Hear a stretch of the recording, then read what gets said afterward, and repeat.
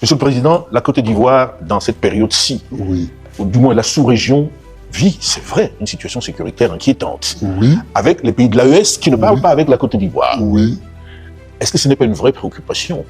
Qu'est-ce qui doit être fait dans ce sens pour qu'on sorte de cette, on va dire, de cette crise absurde? Moi, je pense que cette crise-là, Avec l'AES. entre l'AES et la Côte d'Ivoire, elle est ridicule. Elle est tout simplement... C'est de l'enfantillage, quoi. De la part de qui? De la part des Ivoiriens, de la part du pouvoir ivoirien. Et c'est parce que ce n'est pas son combat. C'est le combat d'autrui. C'est le combat de pays étrangers que la Côte d'Ivoire prend sur son dos. Comment ça? Vous pensez qu'aujourd'hui, Oui. Or, la Côte d'Ivoire ne peut pas vivre sans être en bonne relation avec le Mali, avec le Niger, avec le Burkina Faso. Nous sommes un bloc? Nous sommes un bloc. Nous sommes un bloc. Et je ne comprends pas. C'est-à-dire, il y a le Niger, le Mali, le Burkina Faso, le Ghana, le Togo, le Bénin, le Libéria, la Guinée, la Sierra Leone. Voilà. Bon, le Sénégal aussi, même s'il est un peu loin. Mais voilà des pays qui forment un tout. Quand on y ajoute le Nigeria, vous voyez, et on a grandi avec les Nagos du Nigeria, les Ghanéens. Mais en même temps, Président, quand vous parlez de ce bloc, voilà. Alors, si vous permettez, quand vous parlez de ce bloc, oui. Aujourd'hui il y a l'AES, d'un côté, il y a la Côte d'Ivoire qui est l'un des principaux partenaires de cet AES-là au départ. Oui. Qu'est-ce que pensez-vous qu'on fait le nécessaire pour que tout soit réconcilié? Que feriez-vous? Moi je ferais, si je suis au pouvoir, si j'étais au pouvoir, en 2 semaines, 1 mois, on rétablirait les bases fraternelles de ce pays. Président, vous avez une envergure continentale. Oui. Est-ce qu'en n'étant pas président, ce n'est pas aussi une tâche que vous pouvez vous donner? C'est-à-dire, est-ce qu'il y a besoin d'être président pour mener cette bataille-là? Oui, oui, parce que là, moi, quand on aura fini avec tous nos spectacles ici, quand on aura fini avec tous nos spectacles là, j'irai certainement faire un tour dans ce pays-là pour saluer les jeunes gens, parce que bon, ils sont plus jeunes que moi, pour saluer, discuter un peu avec eux. Mais en réalité, il faut être à la tête de l'État pour régler les problèmes de l'État. Voilà. Moi, je peux aller les saluer, discuter avec eux, leur apporter la salutation d'un citoyen ivoirien. Mais les rapports, les relations d'État à État, elles doivent être gérées par les chefs d'État. Qu'est-ce qui, d'après vous, fait que ça coince à ce point-là? Ça fait déjà plusieurs années, généralement les crises entre 2 États, on arrive à se parler, on arrive à établir de nouvelles relations, même si on ne s'aime pas. Qu'est-ce qui, d'après vous, fait que ça dure aussi longtemps? Parce que les pays de l'AES ont pris des positions claires contre la France. Et donc, le président Ouattara prend une attitude pour défendre la France, les positions de la France. Il n'y a pas d'autre chose. Il serait là juste pour défendre les intérêts de la France dans cette histoire? Dans cette histoire-là, oui. Dans cette histoire-là, oui. Président, je ne peux pas ne pas revenir sur la question. Oui. Avec les scénarios qui peuvent se dessiner. Oui. Monsieur le Président, samedi, les gens descendent dans la rue ou les Ivoiriens descendent dans la rue. Qu'est-ce que vous dites? Vous dites rentrer à la maison. Est-ce qu'il n'y a pas le risque que ça dégénère et que vous soyez perçu comme celui qui a demandé aux gens de descendre dans la rue. Non, moi je ne leur demande pas de descendre de la rue, mais je veux dire que des gens s'en vont à ce qu'ils appellent des élections. Moi je considère que c'est un braquage. Il faut bien écouter ça. Je considère qu'il s'agit d'un braquage électoral. Nous tous, on avait déposé nos candidatures parce qu'on croyait qu'il s'agissait d'élections.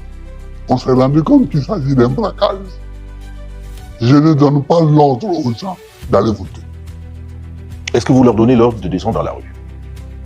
Or, ceux qui sont dans la rue, je les soutiens. Ça, il ne faut même pas qu'il y ait l'ombre d'un doute. Ceux qui manifestent contre ce braquage électoral, je les soutiens. C'est dangereux. Oui, mais c'est mon point de vue. Mais vous ne les appelez pas à descendre dans la rue. Non. Mais ceux qui descendent dans la rue pour protester contre cette manière d'envisager des élections, je les soutiens. Je suis avec eux. Alors, Monsieur le Président, on sait qu'il y a quelques semaines, au 11 octobre exactement, vous aviez appelé les populations à marcher contre ce 4e mandat que vous dénoncez avec force. Quelques personnes sont descendues dans la rue. On ne peut pas dire qu'il y avait foule. Est-ce que c'est le mode de protestation qui va se poursuivre contre ce scrutin que vous considérez comme un braquage? Je vous ai dit que ce n'est pas une élection qui se prépare, mais que c'est un braquage électoral.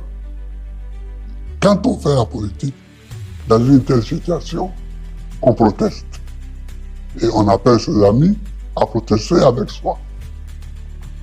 Le Front commun a appelé à une marche le 11 octobre.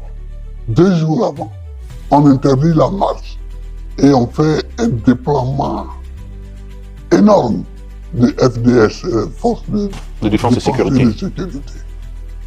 Évidemment, la nature de la manifestation change avec ces deux faits, l'interdiction et le déploiement des FDS. Parce que ceux qui viennent, ils ne viennent plus marcher, ils viennent se battre. C'est ça qu'il faut comprendre. La manifestation qui a eu lieu le 11 octobre et qui s'est poursuivie les autres jours jusqu'à aujourd'hui, qui continue parce que les uns et les autres ne sont pas satisfaits. Les manifestants ne sont pas satisfaits parce qu'ils n'ont pas manifesté pour montrer qu'ils ne sont pas d'accord.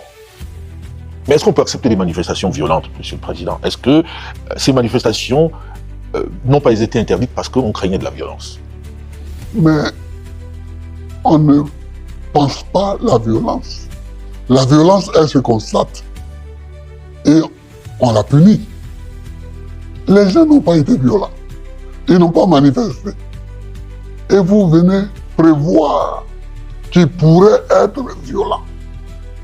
Est-ce qu'en août, quand nous avons appelé à marcher et que les gens ont marché de façon tense, est-ce qu'il y a eu de la violence? Non. Et cela devrait jouer pour nous. Mais si on projette, on dit, il pourrait être violent, donc dispersons-les déjà. Ça ne va plus. La marche est une des manifestations dans une démocratie. Donc vous les encouragez à marcher? Ah oui, donc ceux qui ne sont pas contents de la préparation de ce braquage électoral, moi je les encourage. Je les encourage. Parce que ce n'est pas une élection, ça, qu'on prépare. Ce n'est pas une élection qu'on prépare. Mais la manifestation peut mal tourner. Elle peut, mais elle n'a pas mal tourné. C'est ça. Quelqu'un prend sa voiture, tu dis oui, il peut faire un accident. Donc moi, je vais le bloquer. Enfin. On va terminer sur le fait quand même que c'est une opportunité rare de dire, voilà, le président Gbagbo ne sera pas candidat ce que vous appelez un braquage électoral. Oui. Moi, je continuerai d'appeler ça des élections. Vous n'êtes pas candidat à cela. Et qu'est-ce que vous allez devenir maintenant? Qu'est-ce que vous allez faire d'autant? Est-ce que vous avez envisagé quelque chose après ces années données à la politique? Oh, mais il y a beaucoup de choses à faire. Il y a beaucoup de choses à faire. D'abord, il faut que je conduise le parti jusqu'à ce qu'on sorte de tout ce brouhaha. Il faut qu'on sorte de tout ce brouhaha. Nous avons déjà fixé la date de notre congrès qui sera après les législatives. Et après, je démissionnerai au congrès. Je ne serai plus candidat à la direction du parti. Et puis, je vais prendre mon temps pour moi-même, pour ma petite famille. Je vais prendre mon temps. Vous allez vivre enfin. Enfin. Enfin.